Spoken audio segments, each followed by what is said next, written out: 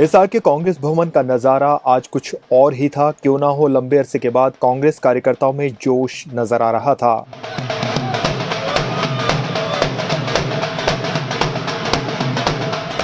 बेशक ये खुशी का मौका मिला कांग्रेस को कर्नाटक के चुनाव को जीतने के बाद। कर्नाटक नतीजों के बाद बीजेपी के हिस्से में एक और राज्य कम हो गया है। बीजेपी 15 राज्यों में बची है।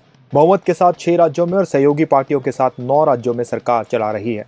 ऐसे में इस साल के कांग्रेस भवन में कांग्रेस के कार्यकर्ताओं ने जमकर खुशी मनाई। न केवल लड्डू बांटे गए बल्कि ढोल के साथ जमकर कांग्रेस के नेताओं और कार्यकर्ताओं ने जमकर पटाखे भी चलाए।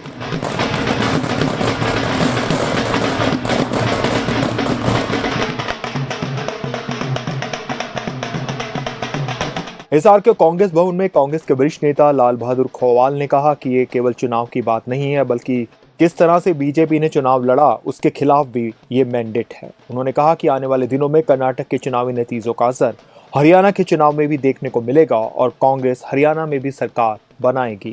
कांग्रेस को जिस तरह से प्रचंड बहुमत की तरफ बढ़ रही है, ये हमारे राहुल गांधी जी की जो भारत जोड़ो यात्रा, हमारे सोनिया गांधी जी, हमारे खड़गे जी वहाँ के हैं, ये उनका जो एक सपना था, उन्होंने जो इसको भारतीय जनता पार्टी को एक आईना दिखाया, उसका ये एक सिर्फ और मैं ये कहूँगा एक ट्रेलर है।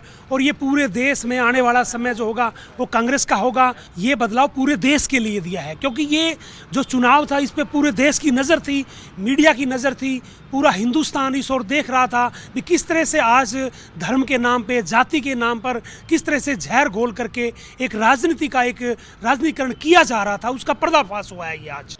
कर्नाटक के चुनाव में कांग्रेस पार्टी की जीत पर शैलजा समर्थक करीब 12 बजे ही पार्टी कार्यालय में पहुंच गए थे। इनमें कांग्रेसी वर्करों ने लड्डू बांटे। इस मौके पर हरियाणा यूथ कांग्रेस के उपाध्यक्ष कृष्ण सातरोड, वरिष्ठ नेता लाल बहादुर खवाल, भूपेंद्र गंगवा, अश्वनी शर्मा उपस्थित थे, जबकि सबने इस मौके पर ढोल के साथ थिरकने का मौका भी नहीं छोड़ा। साथ ही समस्त हरियाणा वासियों को भी इस मौके पर उन्होंने शुभकामनाएं दी।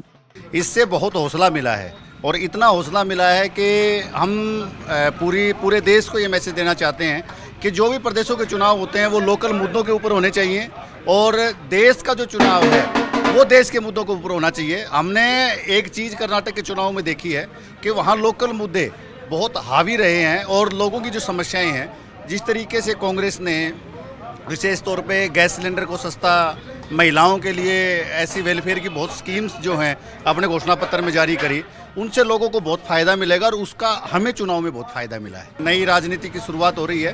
कर्नाटक इस देश की राजनीति के लिए द्वार खोल रहा है।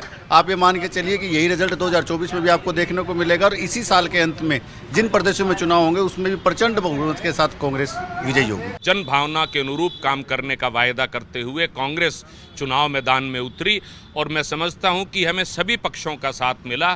पूरे कर्नाटक ने एक आवाज़ के साथ, एक स्वर के साथ दोबारा फिर ये कांग्रेस को आशीर्वाद, स्नेह और समर्थन दिया कि एक बार पुनः कांग्रेस प्रदेश में भी देखने को मिलेगा। जी, इसमें कोई दो राय नहीं। मैं आपके चैनल के माध्यम से ये बात स्पष्ट कर देना चाहता हूं कि ये जो कर्नाटक से ये जो हवा चली है, ये शशि जी मध्य प्रदेश, छत्तीसगढ़, राजस्थान होते हुए हरियाणा में भी प्रवेश करेगी और 2/3 बहुमत के साथ हम हरियाणा प्रदेश में 2024 में कांग्रेस की सरकार के साथ एक बार पुनः जनता की सेवा में अग्रिम पंक्ति में खड़े नजर आएंगे।